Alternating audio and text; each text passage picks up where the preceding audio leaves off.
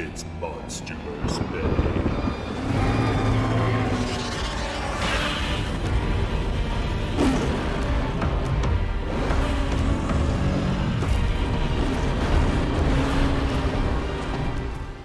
While Godzilla Awakening was written by Greg and Max Bornstein, with Max Bornstein returning as writer from the original Godzilla 2014 screenplay, of which he based his script on, with art by Eric Battle, the entire creative team was swapped out when it came time to write Skull Island: The Birth of Kong. This sequel-prequel tie-in comic to 2017's Kong Skull Island was written by Arvid Nelson, who would go on to write Godzilla Aftershock as well. The art is now being done by the phenomenally talented Muhammad Yazid, aka Zid. This was also the only one of the Monsterverse comics to be a monthly release, starting on April 12th and running to November 22nd, with a paperback being released on December 12th, 2017. Having learned countless lessons from Godzilla Awakening, Skull Island: The Birth of Kong is a truly well-crafted comic with close attention to detail and a deep love, admiration, and respect for the lore of the 2017 film and the Monsterverse as a whole. In fact, this comic not only has a higher level of polish than any of the other Monsterverse comic releases, but it also felt the biggest budget overall, getting a lot of fanfare around the time of its release, including a fully narrated trailer featuring Corey Hawkins returning as Houston Brooks. The story begins in 2012 when a naval ship responds to a Mayday signal that leads them to some mysterious wreckage where they pull out a sealed Monarch file. 2 weeks later, the file is delivered to a much older Houston Brooks, looking identical to Corey Hawkins, by an old associate. Brooks is able to access the encrypted files because Monarch can't allocate the resources to do it themselves as a result of the Muto and Janjira causing a massive radiation leak. It's then revealed that Houston had a son named Aaron Brooks with Dr. San Ling. Aaron went missing 17 years earlier while researching Muto fossils in the Antarctic, a subtle setup for Ghidorah's discovery by Monarch in the Antarctic years later. There are many small tributes to the broader Monsterverse in this comic, including photos of Godzilla and Mothra in Brooks' office. We transition back to 1995 to see Houston and Aaron getting into a massive fight after Aaron's second-generation Monarch broke into his father's files to find out what was going on over his head. They begin an argument over Skull Island, with Aaron believing that Monarch needs a presence on the island to watch over Kong and to make sure that Kong can maintain nature's balance on the island. Houston is firmly against the idea, arguing that he and his friends worked for decades to keep the island a protected secret, fearing that its beauty would be destroyed by and its horrors unleashed upon the outside world. Aaron assembles a team of Monarch's youngest and finest to take a prototype Osprey to Skull Island to investigate for themselves. Upon arrival to the island, they're shot down by psycho vultures and then attacked by death jackals, which kill one of their party members. The gang is cornered in a cave and narrowly rescued by Kong and then some Iwi who offer them assistance. One of the Iwi, a child named Ato, speaks English. Hank Marlowe, the Sky Warrior, taught some of the Iwi English during his time on the island, which was passed down to some of their children. Ato takes the gang back to the Iwi village, where one of the men, Rikio, gets addicted to the Iwi's medicine and begins to have visions of Skull Island's past, influenced by the murals telling the history of the island. It's here we learn that for thousands of years the Kong species lived in peace on the island until the Skullcrawlers invaded from Hollow-Earth, leading to a centuries-long war resulting in the mass slaughter of the Kong species. Rikio becomes obsessed with Iwi culture and having a religious communion with Kong, leading to an expedition inland that uncovers a Dutch East Indies ship from hundreds of years ago. They discover the Iwi are made up of stranded cultures from all around the world that have homogenized into a single peaceful society after being put through the extreme pressures of nature. Rikio has another vision to the arrival of the Iwi on the island, where it's revealed by the time they landed that the Kongs had already been dwindled down to just the two strongest, a male and a female who were the peak of their species. Following an attack by a Siren Jaw, the gang discovers a downed 1973 helicopter with functional weapons still in it. Rescued once again by Kong, the gang has to escape as a feeding frenzy begins, and they encounter different types of monsters. Desperate to get off the island, they make radio contact with the Osprey pilot and head his way for an evacuation. To do so, they travel through the Boneyard and avoid the Skullcrawlers lurking within by hiding in a cave, where Rikio has another vision to the past, revealing that the Boneyard was the original Kong Den and was overrun by Skull Devils. During a brutal fight, Kong's mother gave birth to him and hid him inside the cave. Kong watched as they fought to the death, death, taking out all the Skull Devils except the big one from 1973, sacrificing their lives in the process. It was this brutal and terrifying first glimpse of the world that gave Kong his anger and birthed his alpha titan instincts, resulting in him becoming the most powerful member of his species. Just as the gang is about to evacuate the island, Rikyo loses his mind and shoots down the Osprey using weapons recovered from the 1973 crew, turning on his companions and opening fire on them. The survivors escape a death jackal attack and return to the Iwi village, but it's too late. Rikyo is close behind them and explodes a portion of the Iwi wall, allowing a swarm of Mother Longlegs to invade the village, killing dozens of Iwi and the rest of Aaron's crew. Rikyo believes this is the only way to determine if Kong is a benevolent god or a vengeful one. If he saves them, then they are worthy of his praise. If he doesn't, then they never deserved his protection in the first place. Kong does appear, first doing battle with a Queen Mother Longlegs and then taking out her swarm before turning his attention to Rikyo and killing him as a punishment for attacking the village. Kong then makes peaceful contact with Aaron and the Iwi survivors and protects them as they repair the village. Finally, the Iwi help Aaron create a transport for his message to his father that they send out to sea in hopes it will reach the mainland. 17 years later, we see Houston Brooks at his retirement party deciding it's not his time to leave Monarch after all, and that he'll be returning to Skull Island to rescue his son. According to the rest of the expanded canon, that's exactly what he does, leading to the foundation of Monarch's first full-time Skull Island base in 2012. Skull Island: The Birth of Kong is the best of the expanded MonsterVerse content. With no studio rush to release this comic before or at the same time the film came out, this comic expands the lore and world of the MonsterVerse in ways that are natural, loving, and with intent. Unlike the Skull Island animated series, rather than creating continuity errors or strange occurrences that the films ignore, this nearly self-contained adventure captures the majesty, danger, and adventure seen in Kong Skull Island and translates it to the written page with inspiring artwork by Zid. Of the MonsterVerse comic artists, Zid is the only one who has been able to accurately recreate the aesthetic, environments, and nearly photorealistic portrayals of the world he's bringing onto the page. The characters are all rendered incredibly well, managing to be expressive and animated while maintaining a sense of realism. The environments are so faithfully recreated that the sense of geography presented in the 2017 film is completely intact, with many returning locations and small details populating the backgrounds. This comic is easy to follow with an exciting story, a great cast of characters, intense action, wonderful world building and lore, and artwork that never leaves the reader confused as to what is happening. By every standard, this is the best of the MonsterVerse comics, perfectly adding to and blending within the MonsterVerse. It's unfortunate that the studio mandates that led to Godzilla Awakening feeling like such a rushed, tacked on, and disingenuous addition to the MonsterVerse would wind up plaguing the following comic entries. This comic proved that these stories do have a place and can add value to the broader cinematic universe at hand when given proper care. Not only is Skull Island: The Birth of Kong a fantastic addition to the MonsterVerse, but it's a fantastic expansion to the King Kong mythos that I cannot recommend more. Thank you all so much for watching another episode of MonsterVerse May. If you want to support the channel and see episodes of MonsterVerse May early, please consider supporting the Patreon using the link in the description below. Supporting the Patreon is the most direct way to support this channel, and through it you can get early access to content, including all upcoming episodes of MonsterVerse May early, access to the Discord community, and more. Thank you so much for watching. I hope you enjoyed. I will see you guys next time for the next one.